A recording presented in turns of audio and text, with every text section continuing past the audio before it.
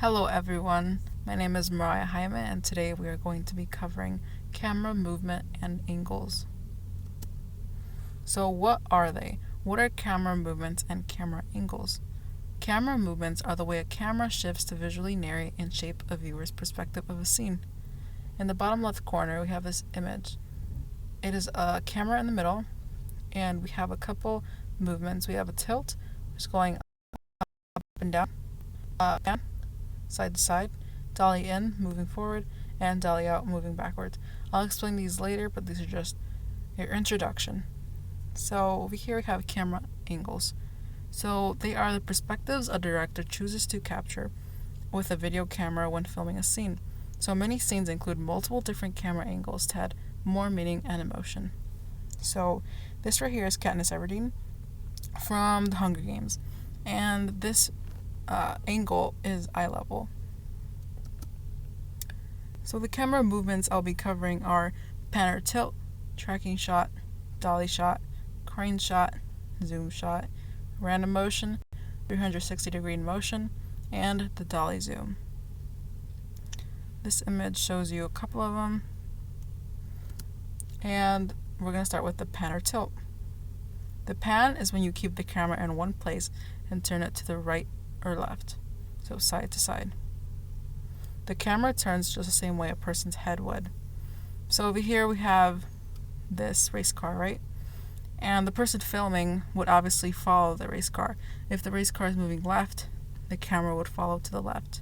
It's just like if you were standing in the crowd, you would turn your head left. So a whip pan is the movement that happens so fast that it becomes a blur. So let's say that you tilt your head to the left too fast and it's just like swipe. You see blurriness. That's what a whip pan is. Now the tilt is when you turn your camera up or down. So right here is an image of a girl and you have to tilt up to be able to see the girl. So that would be a tilt. Tracking shot moves the camera sideways and can give the viewer the sense that they are present in the scene. In this clip, we have a clip from the movie Rocky, and you see how you're like moving with Rocky. It just gives a sense that you're present in the scene. Next is the dolly shot, and it moves forward or backwards and can provoke fear. This is from Jaws. So zooming in, zooming out. And it just provokes fear by moving in and out, forwards and backwards. It's from Vertigo, that last clip. Now the crane shot moves up or down, and if you're curious about the setting, in this clip, we start from the top and we're moving down to see the setting. We see a dog and a kid. In this scene, we see the crane, but we see the landscape below and we're moving downwards. Same with this scene, we're moving downwards to look at the landscape and the scene. And that makes the viewer more curious about the setting. A zoom shot moves to or out of the frame by using zoom lens rather than moving the camera, and it can add suspense. In this clip, we see a little boy that's going to be playing with toy cars, but then a ball moves towards him. And just the shot of moving outward slowly adds suspense.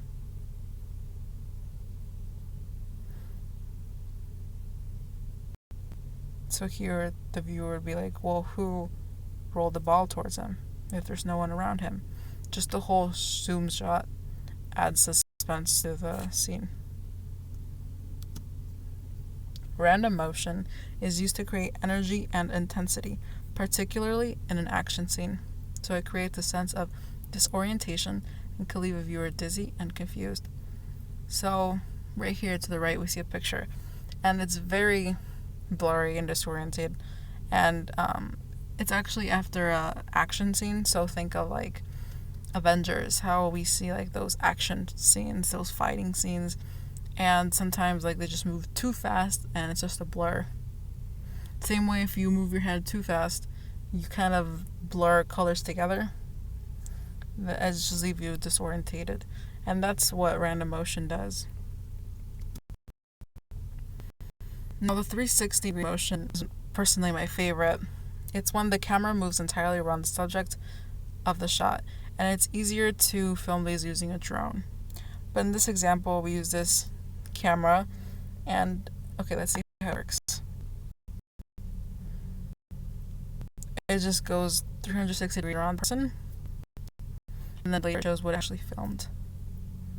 I just think the after shot is very amazing.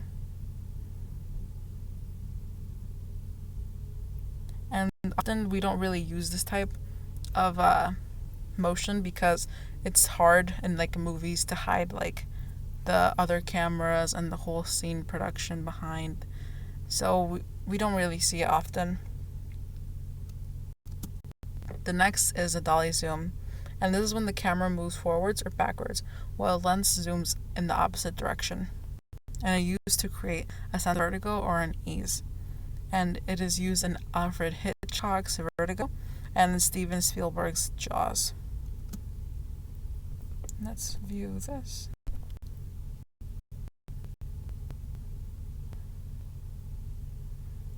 So it just creates fear, unease.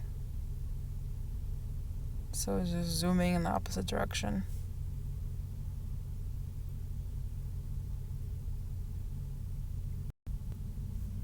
So next up is camera angles.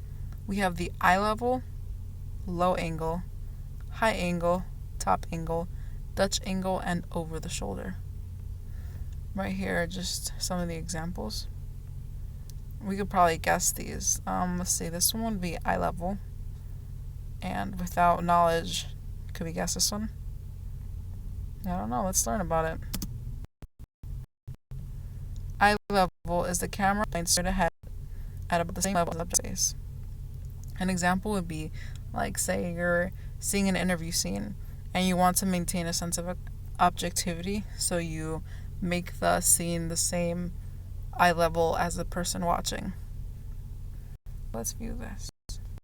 In this scene of this movie, we observe all the characters from an eye level view. And it just makes it seem like there's a sense of objectivity.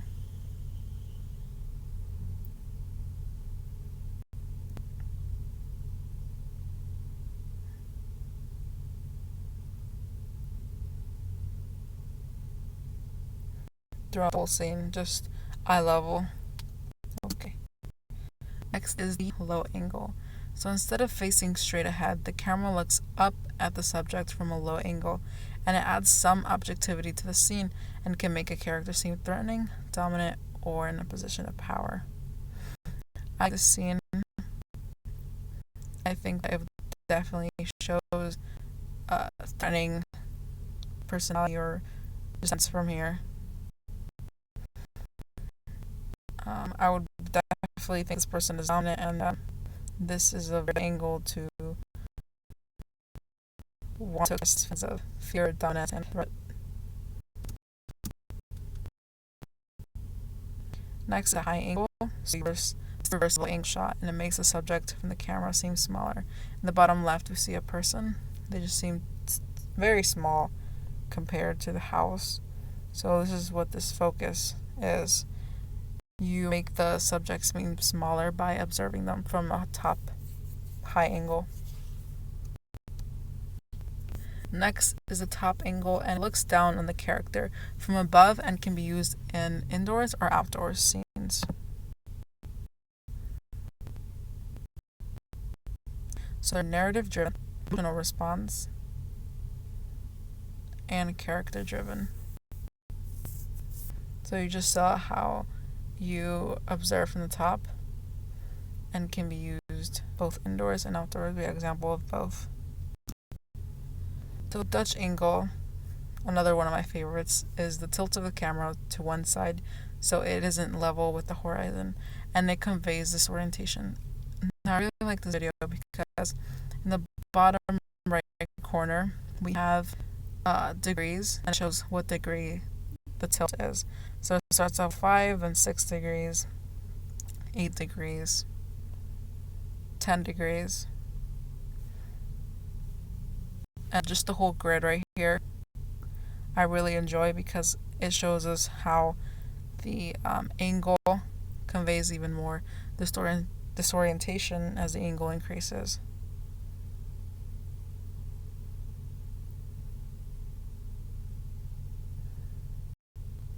So yes. Next we have the over the shoulder, which is generally used as a close-up of another character's face from over their shoulder and of the other character, and is used to show confrontation and can shift the viewer's perception of the scene. So over here we have a scene from Ratatouille, and it's just back and forth over the shoulder between these two characters, and it just shows the confrontation between them both. They're obviously having a disputed debate, and the over the shoulder adds the sense of confrontation. Even without the audio, we can understand the confrontation just from the over the shoulder. And this is my works cited. All my presentation came from 15 Essentials camera shots, angles, and movements from the Wolf Crow website. Thank you for learning a lot today. Bye.